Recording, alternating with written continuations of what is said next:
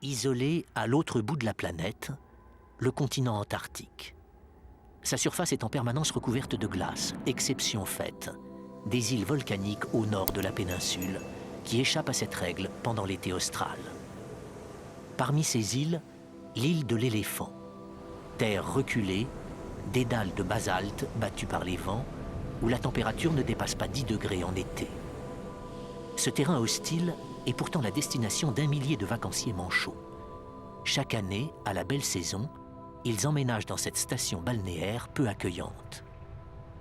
Les vacances commencent mal pour ces manchots macaronis bloqués dans une faille sans issue. Comment ont-ils atterri dans cette impasse? L'un d'eux sera tombé dans une cavité en passant sur la corniche et les autres auront suivi, comme à leur habitude. L'espoir de ces macaronis de sortir indemnes de la faille est bien mince. Mince, mais pas nul. Les manchots font preuve d'un vrai talent de grimpeur et d'une ténacité hors pair. Seule solution pour se tirer de ce mauvais pas, s'agripper à la paroi rocheuse à l'aide de leurs pattes griffues et palmées. Les manchots sont des oiseaux. Et comme tous leurs congénères, ils possèdent plumes, bec et ailes. Pourtant, à la différence du pingouin, cet habitant de l'Arctique, avec qui on le confond souvent à tort, le manchot est un oiseau qui ne sait pas voler. Ses petites ailes lui servent avant tout de nageoire. Elles ne lui sont d'aucun secours en cas de chute.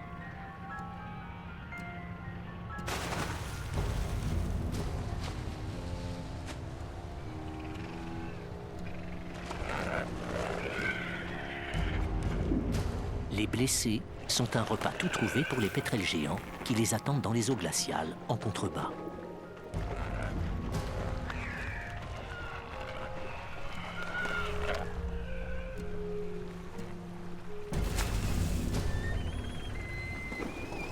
Ce macaroni rescapé pourra peut-être rejoindre la terre à la nage, s'il parvient à échapper aux charognards.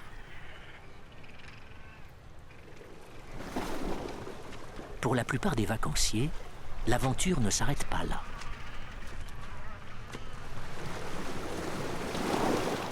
Une fois sur la terre ferme, l'emménagement se passe sans encombre.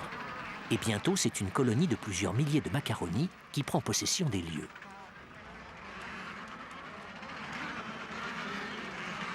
Il y a les frères, les sœurs, les cousins, les cousines, les voisins, les voisines.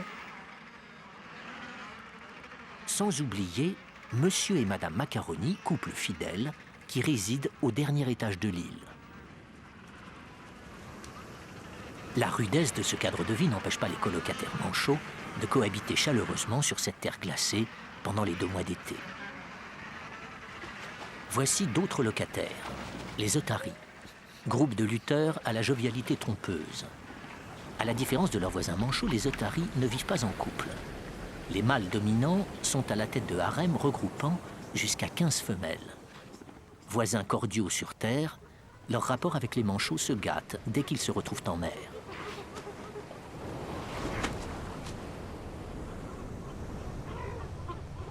Sur l'île de l'Éléphant, les colocataires manchots ne trouvent rien à se mettre dans le bec. Pour se ravitailler, il faut partir pêcher en mer, garde-manger inépuisable de la colonie. Les macaronis ont pris l'habitude de partir groupés, c'est plus prudent. Certains colocataires profitent du départ de monsieur pour se joindre à lui.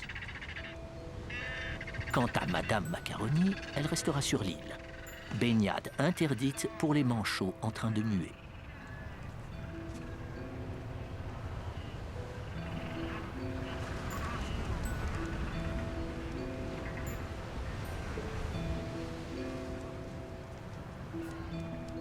Un peu d'escalade est nécessaire avant de rejoindre la mer. Mais les manchots ne se laissent jamais décourager par les aspérités du terrain. Et au besoin, ils deviennent acrobates. Dernier obstacle avant la mer, les turvilléas. Ces algues géantes qui ceinturent l'île de l'Éléphant sont littéralement scellées au rocher.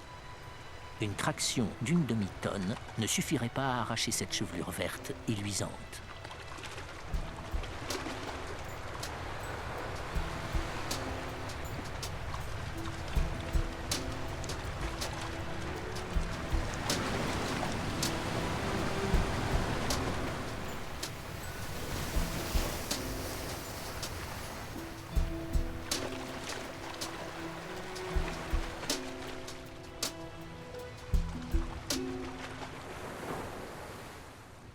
Qui a dit que les manchots étaient maladroits? Regardez-les nager avec la grâce et l'agilité des dauphins. N'oublions pas que les macaronis passent la plupart de leur temps en mer. La navigation est l'une de leurs activités principales.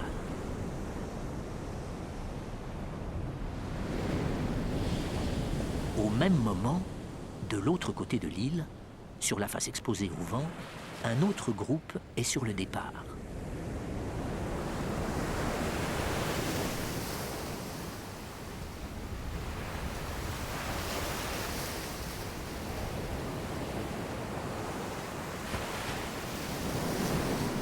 Le plongeon s'avère ici plus difficile. Mais les vagues énormes qui s'abattent sur la côte ne perturbent pas spécialement ces marins chevronnés. Les deux groupes se rejoignent et prennent la direction d'une zone appelée Convergence antarctique, où se mêlent des eaux de différentes températures venues des quatre coins du globe.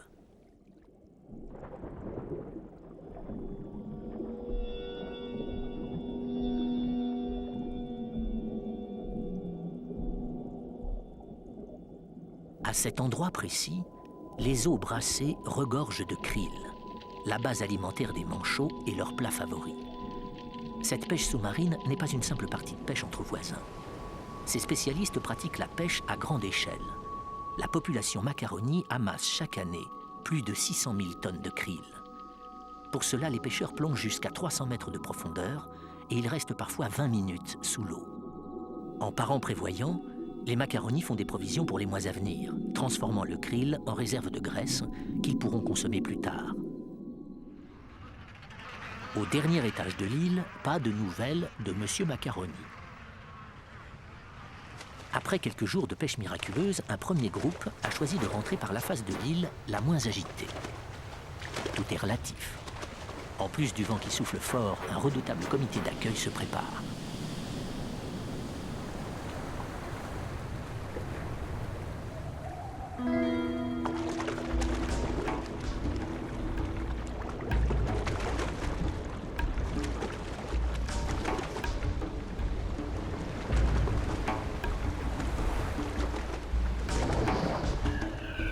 Les pétrels géants sont aux aguets.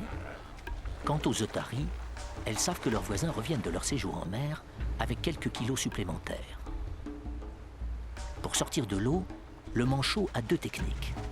Prendre son élan et se propulser à grande vitesse sur les rochers, ou bien attendre la vague et se laisser porter. L'exercice est difficile.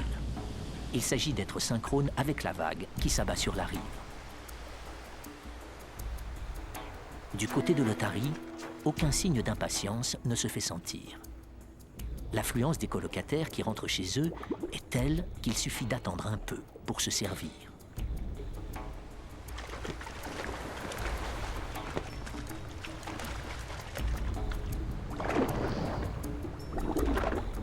La première fournée est en lieu sûr. Mais pour les retardataires qui ont raté la marche, il faut attendre la prochaine vague. C'est le moment que choisit l'otarie pour passer à l'action. En mer, la cordialité et le savoir-vivre ne sont plus de mise. L'otarie laisse parler son instinct de chasseur. Comment résister à la vue d'un plat de macaroni engraissé au krill? Un combat acharné s'engage, dont l'issue est sans surprise.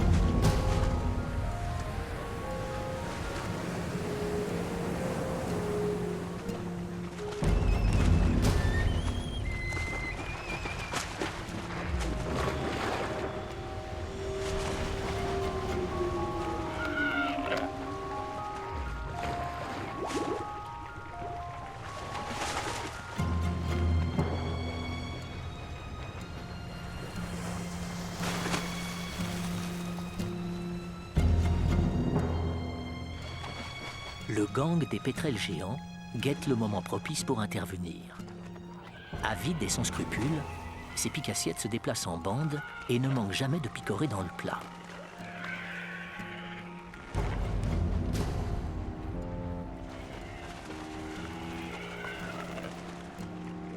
La minutie avec laquelle ils dépouillent leurs victimes est implacable.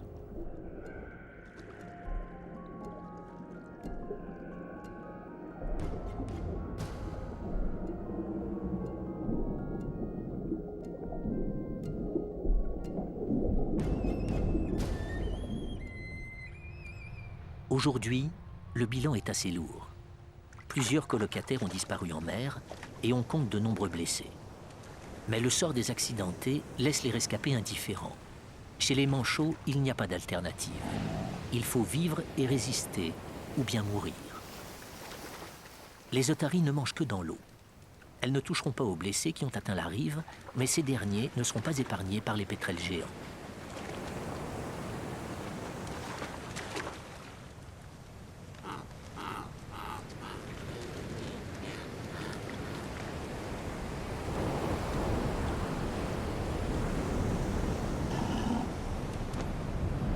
De l'autre côté de l'île, le vent fait rage.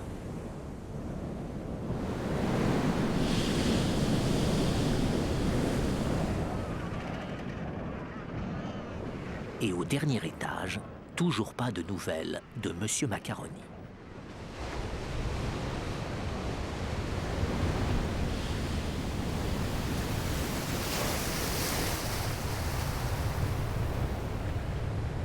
Un nouveau groupe de pêcheurs arrive du large. Monsieur se trouve peut-être parmi eux. De ce côté-ci, la mer est démontée. Mais c'est plutôt un avantage pour les arrivants. Les otaries ont déserté le secteur. Malgré tout, les nageurs peinent à atteindre la rive. La vague qui les dépose sur les rochers leur laisse à peine le temps d'atterrir qu'elle les a déjà remportés dans les profondeurs. Ballottés par les flots, assommés par les déferlantes, heurtés par les rochers, les manchots qui connaissent bien l'épreuve de la machine à laver ressortent vivifiés, prêts pour une randonnée à travers les rochers.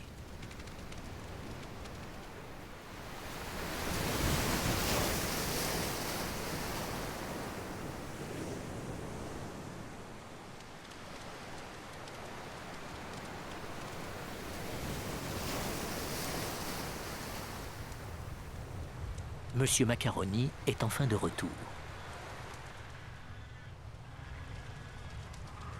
Les macaronis ne sont pas seulement d'excellents marins. Leur morphologie parfaitement adaptée aux aspérités du terrain en fait aussi des randonneurs hors pair. Grâce à leurs tendons croisés et leurs chevilles articulées, ils auront atteint le sommet de l'île en quelques minutes.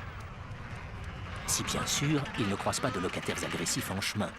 Attention de ne pas empiéter sur le terrain des voisins.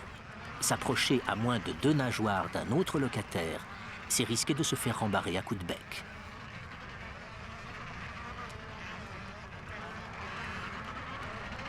Le gardien de la copropriété veille au respect du règlement.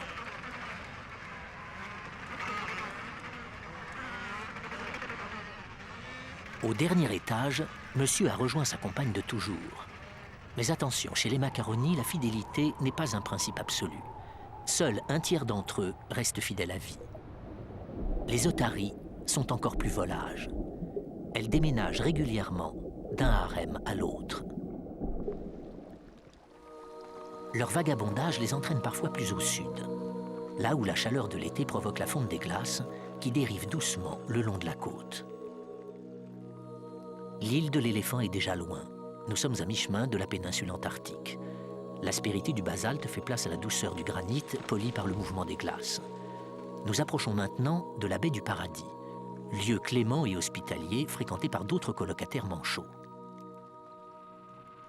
Qui sont les habitants de la baie du Paradis?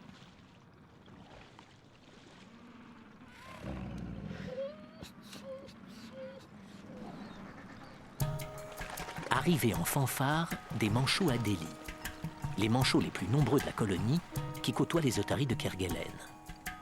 Les Adélies se distinguent par le cercle blanc élégamment dessiné autour de leurs yeux qui leur donne l'air ingénu.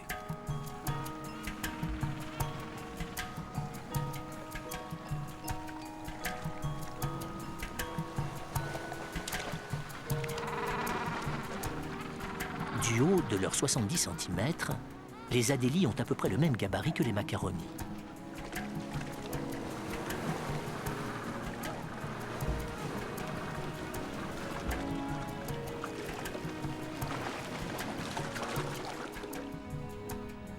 Voici venir d'autres locataires.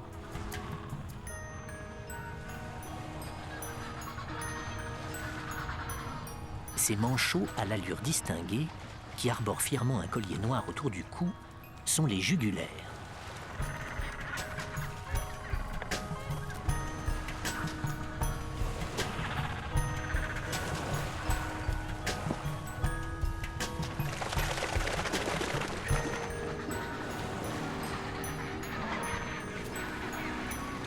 Et qui sont ces locataires dont le bec rouge vif contraste avec la blancheur du paysage?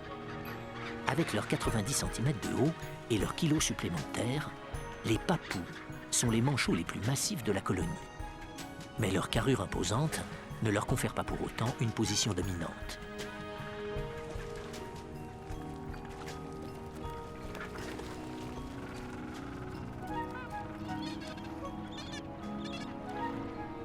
Chaque été austral, sur la baie du Paradis, la colocation entre manchots est plutôt conviviale. Les communautés adélies, jugulaires et papous se partagent le terrain, même si chacun possède son propre territoire.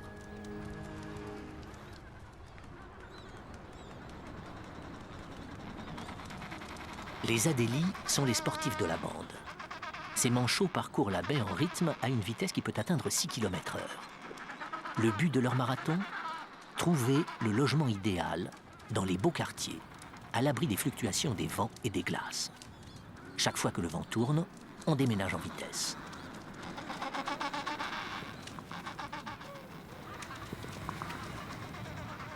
Rien de tel chez les jugulaires. Leur élégance ne les empêche pas de passer l'été dans les bas quartiers boueux, ni de laisser leurs petits s'ébattre dans le sable, le guano et les excréments.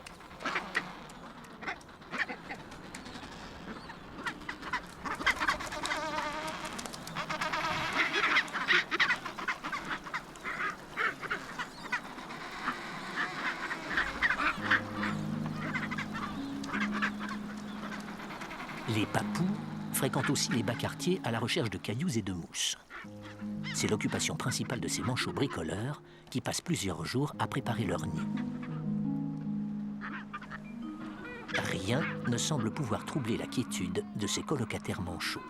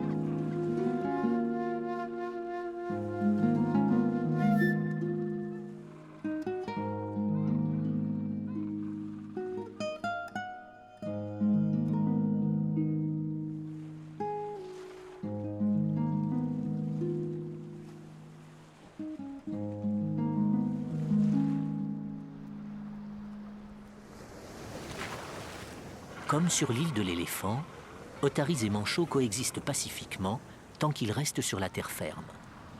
Pour l'instant, les otaries n'accordent aucune attention à leurs voisins, trop occupés à leur jeu de lutte pour conquérir le pouvoir. Le vainqueur de ces jeux régnera sans partage sur la colonie.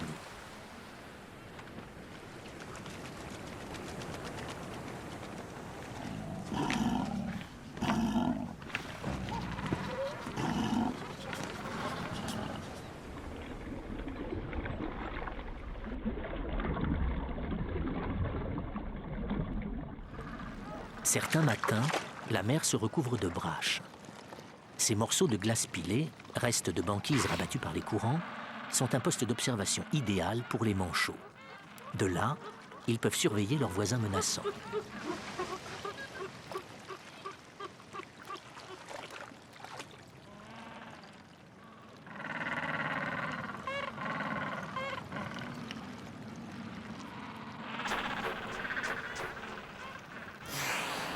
Parmi eux, le léopard de mer, un habitant lunatique de 3 mètres de long, doté d'une mâchoire de serpent.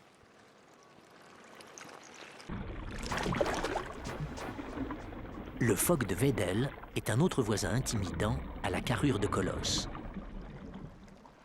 Depuis la rive, ce jugulaire ne peut deviner la gracieuse danse aquatique de son voisin léopard. L'aisance de ses mouvements ferait presque oublier la férocité de ce prédateur. Le léopard a pourtant intérêt à assouplir son corps de 300 kg s'il veut rivaliser avec l'agilité et la rapidité de ses proies.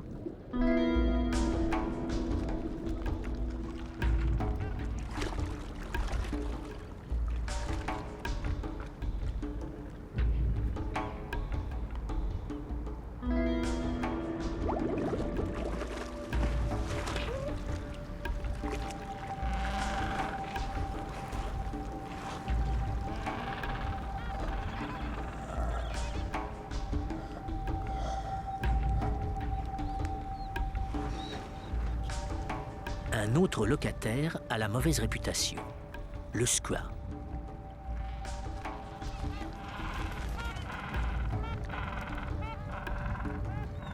Ce rapace n'a d'yeux que pour les œufs de ses voisins manchots.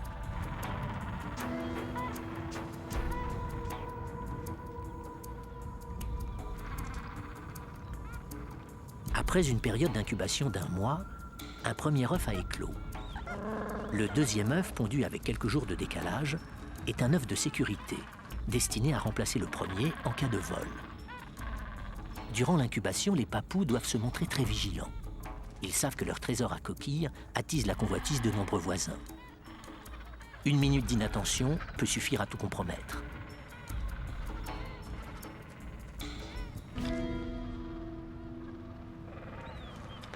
Les pillages sont fréquents et les cambrioleurs acharnés. Les nouveau-nés passeront encore 2 semaines dans le giron de leurs parents. Tous les papous ne pondent pas en même temps. Chacun va à son rythme. Quand les uns mettent au monde leurs petits, les autres sont encore à la recherche du caillou idéal pour consolider le nid de leurs rêves.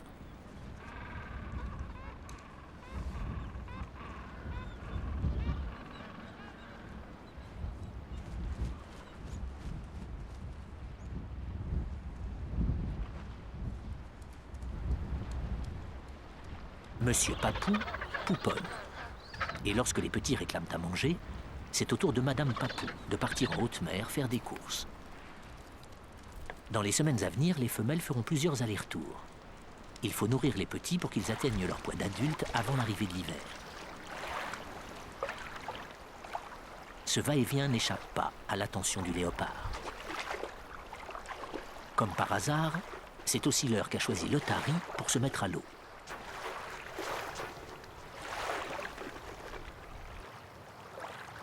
Bientôt rejointe par son voisin léopard.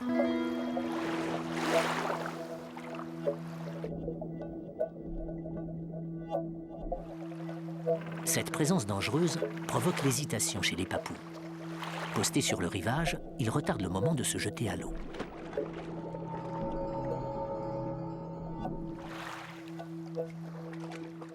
À la différence de l'otarie, le léopard n'attendra pas que ses voisins reviennent le ventre plein pour attaquer.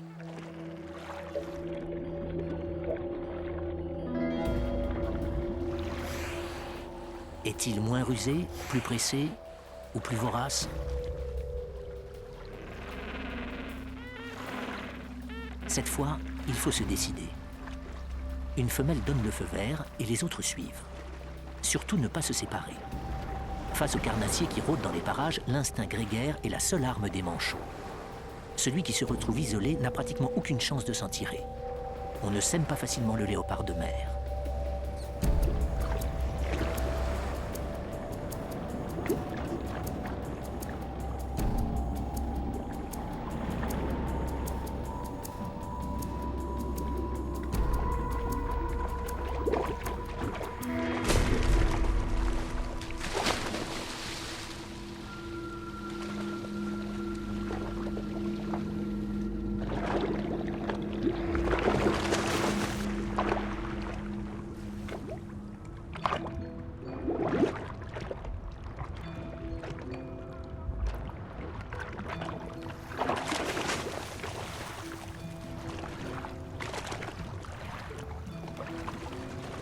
Maintenant, la voie est libre.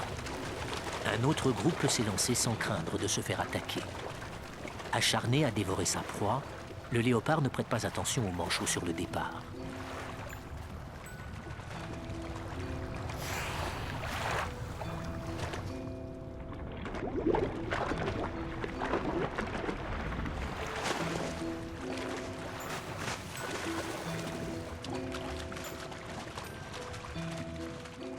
Les femelles papous peuvent gagner tranquillement le large, où elles pêcheront pendant plusieurs jours.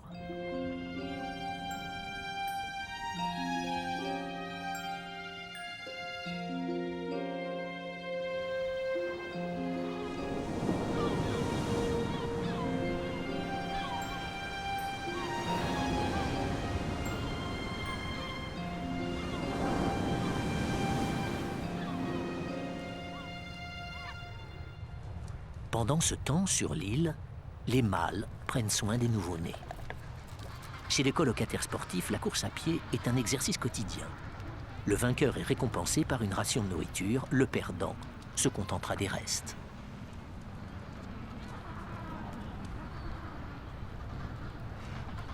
L'été est déjà bien entamé et dans quelques semaines, la jeune colonie devra pouvoir affronter l'hiver.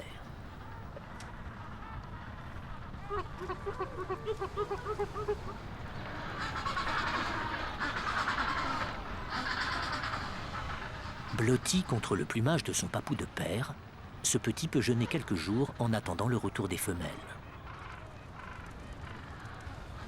En cas de besoin, les mâles ont toujours des réserves. Le manchot est doté d'un estomac unique en son genre. À l'intérieur, il peut conserver des aliments au frais pendant plusieurs jours, comme dans un frigo miniature. Pour donner la béquée, rien de plus simple. Il lui suffit de régurgiter un peu de nourriture.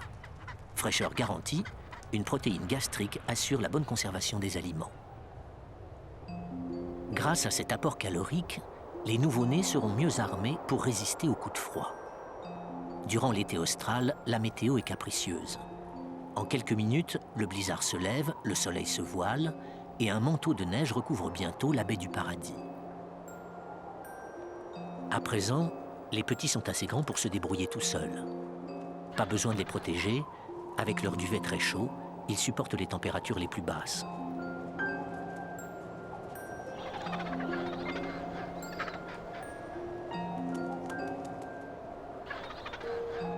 Qu'ils soient manchots, léopards, pétrels ou goélands, les colocataires de la baie du Paradis se sont parfaitement adaptés à la rudesse du climat antarctique.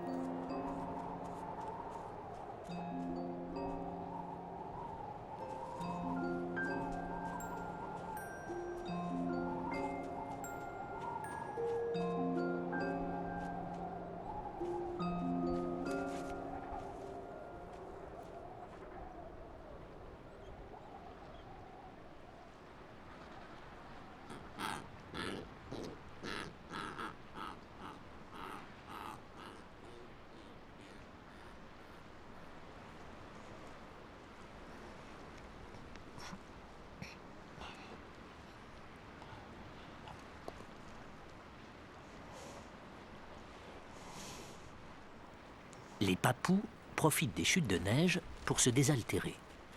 D'habitude, les manchots boivent de l'eau de mer qu'ils dessalent à l'aide de glandes situées sur la base de leur bec.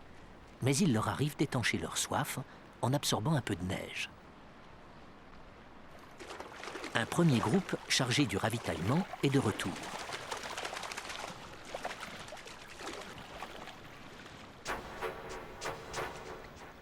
Comme d'habitude, un voisin intéressé les attend avec impatience.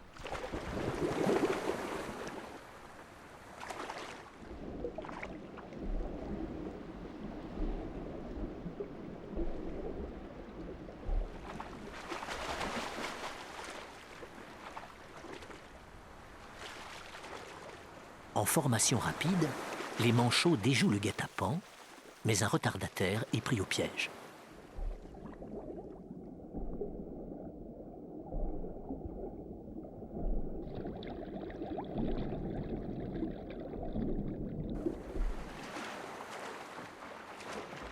Pour ceux qui ont échappé à la mâchoire du léopard, il n'y a pas de temps à perdre. On compte un disparu en mer, mais cette absence ne change rien. La béquée des petits n'attend pas. On ne s'attarde pas une seconde de plus sur la rive.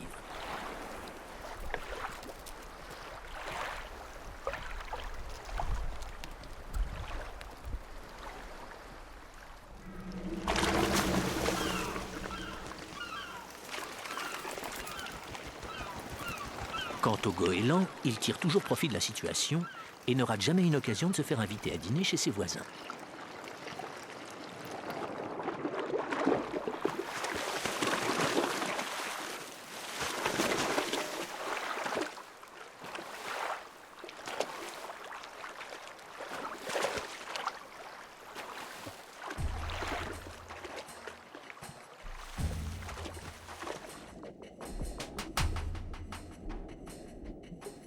À quoi joue donc le léopard de mer? Fait-il la fine bouche?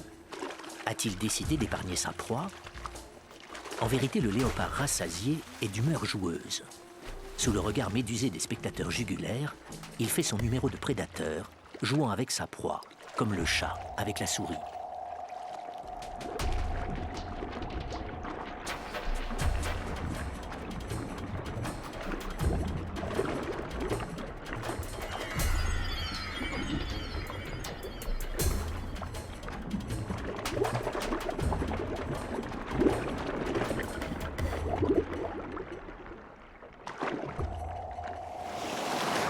Ce spectacle cruel provoque la méfiance des manchots qui hésitent à faire machine arrière.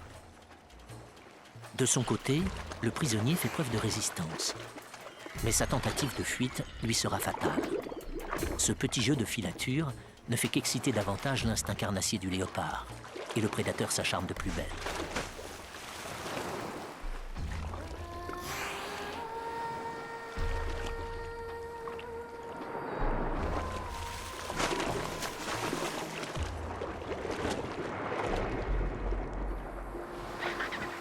Devant ce carnage, l'assistance jugulaire renonce définitivement à plonger.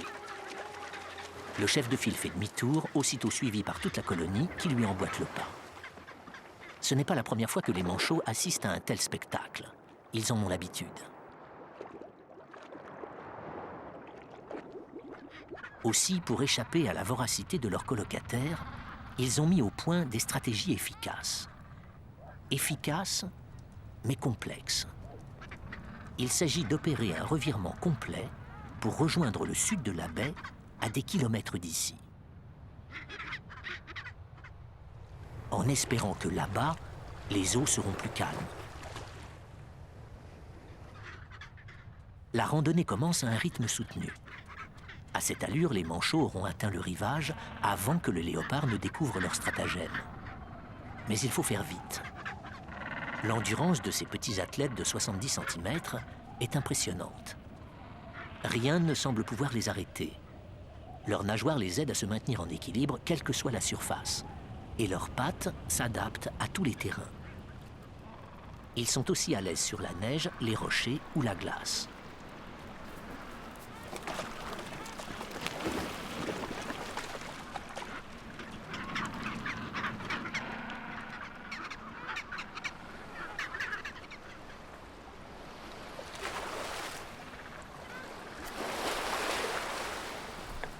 Les voilà parvenus à destination.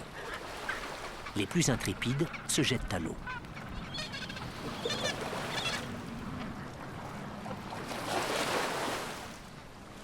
La baie paraît calme, mais une inspection des lieux s'impose pour les plus prudents.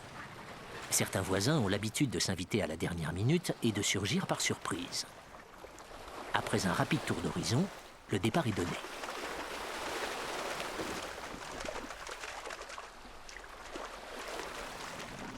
De l'autre côté de l'île, le léopard n'en démord pas.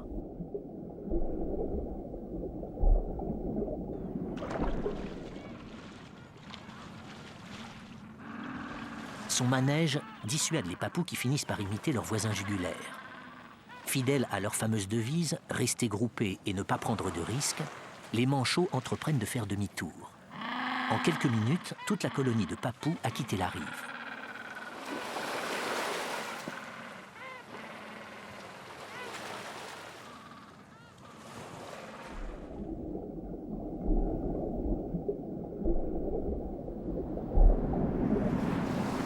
Mais revenons du côté de la baie tranquille, où les derniers nés prennent leur premier bain. Il faudra quelques heures à ces petits jugulaires pour se familiariser avec cette eau glaciale qui deviendra bientôt leur résidence principale.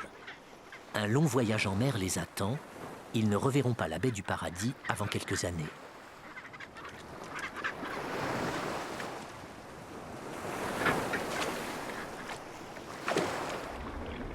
Non loin des baigneurs, se prélasse un colocataire imposant que nous avons déjà croisé, le phoque de Weddell. La baie est le domaine de ce mammifère discret et solitaire. Les jeunes manchots n'ont pas de raison de se méfier de ce voisin inoffensif. Pourtant, que se passe-t-il ?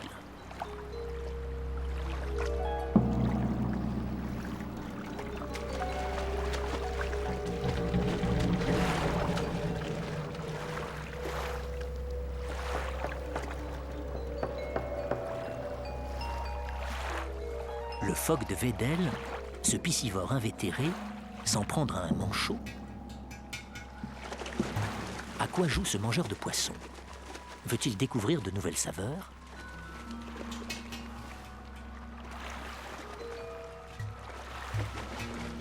Son comportement est incompréhensible, d'autant qu'il a peu de chance d'arriver à manger cette proie qui est pour lui complètement insolite.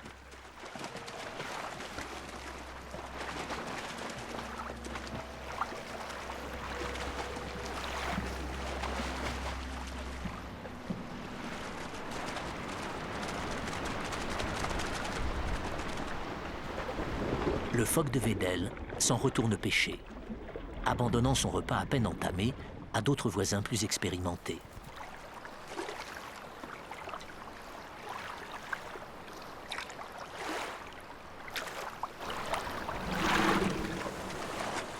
Du côté des léopards, pas de manchot en vue, il est temps d'adopter une autre tactique. Le léopard décide de changer de secteur.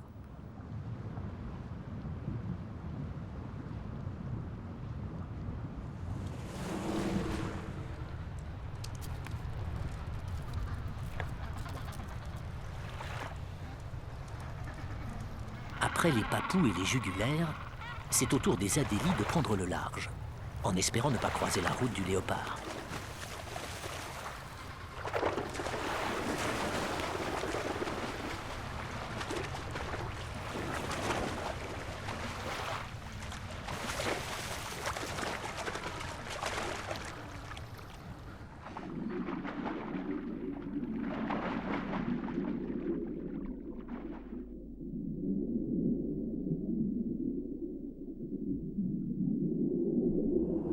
Au nord de la baie, Monsieur Léopard a disparu. Difficile de duper cet habitué des lieux. Il connaît tous les accès à la mer. En un rien de temps, il a retrouvé la trace des adélies qu'il vient surprendre en plein départ. Cette fois, l'agilité et la rapidité auront raison de la puissance du prédateur. Cette femelle adélie s'en sort vivante. Elle prend la direction du sud, où se trouve une terre qui porte son nom, la terre Adélie.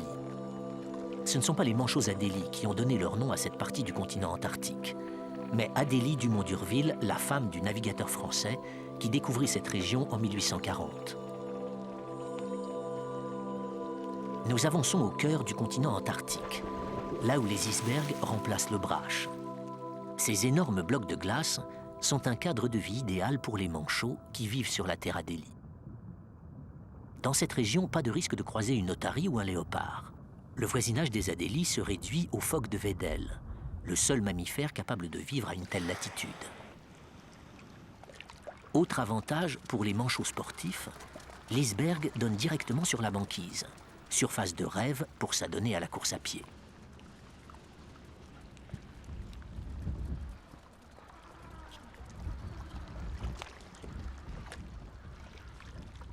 Déjà, l'été touche à sa fin. Les colocataires ne vont pas tarder à quitter la calotte glaciaire pour regagner la mer.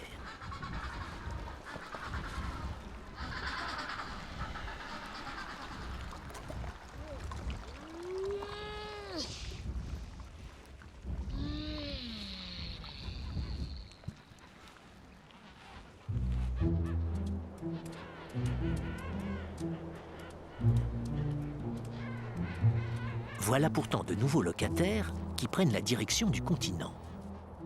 Qui sont ces nouveaux venus à la carrure massive et au plumage ombré de jaune? Ces manchots à contre-courant qui passent l'été en mer et s'installent sur Terre en hiver sont les manchots empereurs. Alors que tous les autres colocataires s'apprêtent à quitter la Terre Adélie, c'est un pèlerinage extraordinaire qui commence pour ces manchots singuliers. Débarqués par milliers, ils se dirigent vers l'intérieur des terres, cette zone reculée et déserte où peu d'hommes se sont aventurés jusqu'ici. Il faudra plusieurs semaines de marche à cette procession gigantesque pour atteindre son but.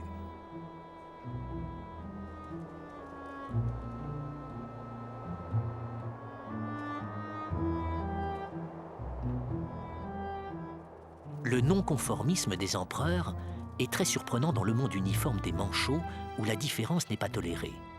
Cet Adélie albinos, rejeté par ses congénères parce qu'il ne porte pas le costume noir de rigueur, en sait quelque chose.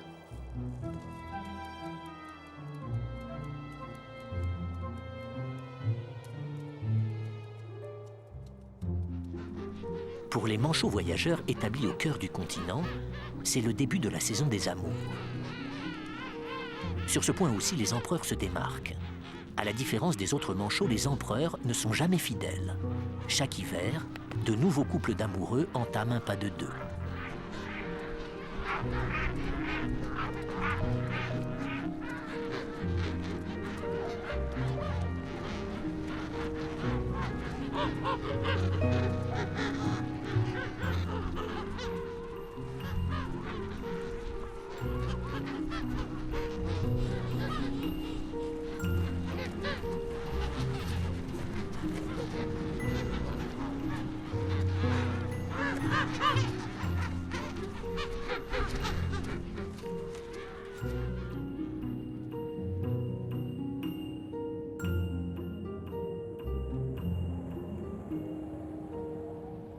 Tandis que les empereurs s'accouplent, les Adélies s'affairent. C'est la fin de l'automne, le départ est imminent. Dernière glissade avant l'été prochain. Les Adélies vont passer l'hiver en mer.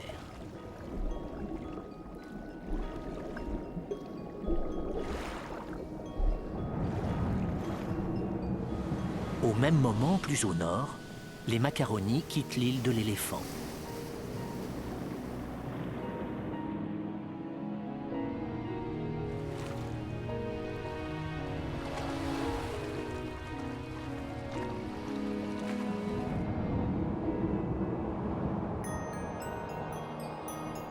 Même chose pour les jugulaires qui fuient la baie du Paradis, hospitalière en été mais hostile en hiver.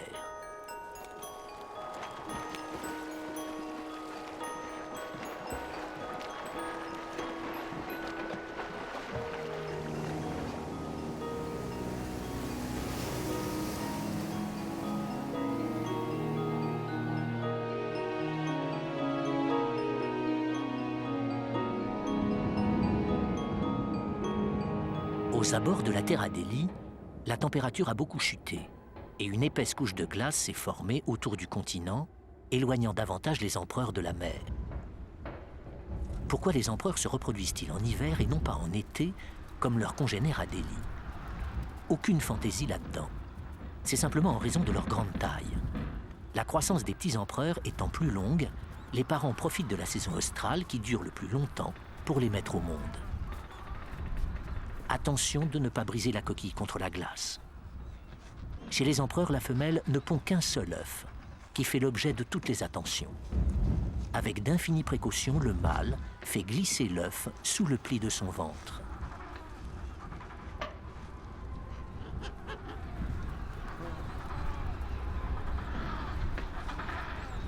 Après ce transfert en douceur, les mâles au ventre rembourré peuvent se rassembler. Ce sont eux qui assurent l'incubation. Quant aux femelles, une expédition exceptionnelle les attend. L'objet de leur quête n'a rien d'original. Les femelles partent en mer pour faire des provisions. Par contre, la durée du voyage et la distance parcourue font de leur expédition une aventure extraordinaire. Pour parvenir à leur but, les femelles devront marcher pendant 1 mois en profitant des zones en pente pour se laisser glisser. La mer se trouve à 200 km de leur point de départ, auquel s'ajoutent plusieurs dizaines de kilomètres de banquise récemment formée.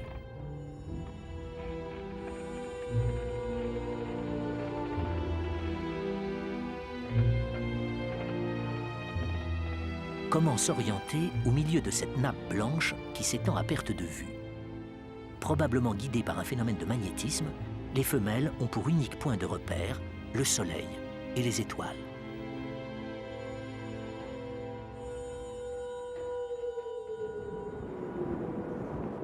À l'intérieur des terres, l'incubation des œufs n'est pas de tout repos. Pour affronter le froid, la colonie se serre les nageoires, formant un bloc à la fois compact et mobile. Les manchots agglutinés se réchauffent en se déplaçant très doucement de l'intérieur vers l'extérieur. Dans le congélateur antarctique, le vent souffle à 250 km/h et la température peut chuter jusqu'à moins 70 degrés.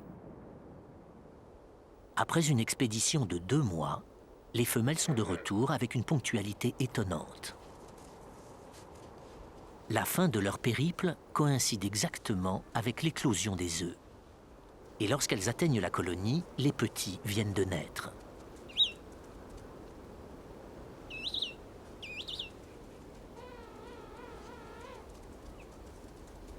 À peine arrivés, les femelles empereurs prennent le relais. Pendant les 9 semaines d'incubation, les mâles ont beaucoup maigri, ils partent se remplumer en haute mer.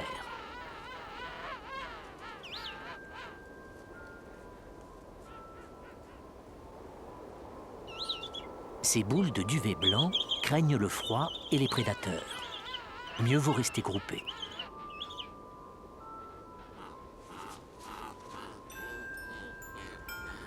Le camouflage boule de neige est-il bien efficace contre les prédateurs? Impossible de se soustraire à la loi de la nature. Les plus fragiles ne passeront pas l'hiver. Pour les plus résistants, c'est le début d'une initiation qui durera jusqu'à l'été. Le duvet cendré fait place aux plumes noires. Les jeunes empereurs apprennent à glisser, ils découvrent les bains d'eau froide et la nage sous-marine.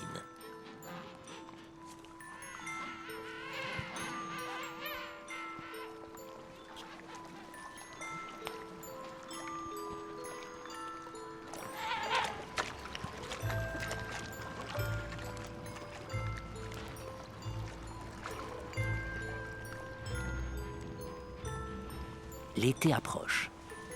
La croissance des petits n'est pas tout à fait terminée, mais en quelques mois, ils sont devenus des empereurs autonomes.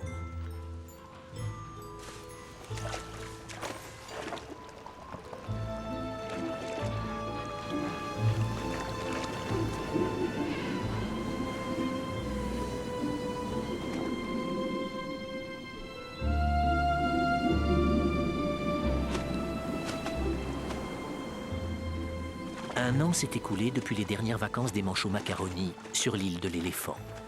Les voilà justement qui arrivent par milliers du grand large. Fidèle au rendez-vous, Monsieur Macaroni a pris sa place au dernier étage, tandis que ses colocataires débarquent de l'autre côté de l'île. Après de longs mois en mer, Papou, Macaroni, Jugulaire et Adélie sont de retour sur le continent. Comme chaque année, la communauté des manchots va devoir affronter un été rigoureux et mouvementé. Mais depuis le temps, les amoureux macaronis savent bien que la vie n'est pas toujours rose sur le continent blanc.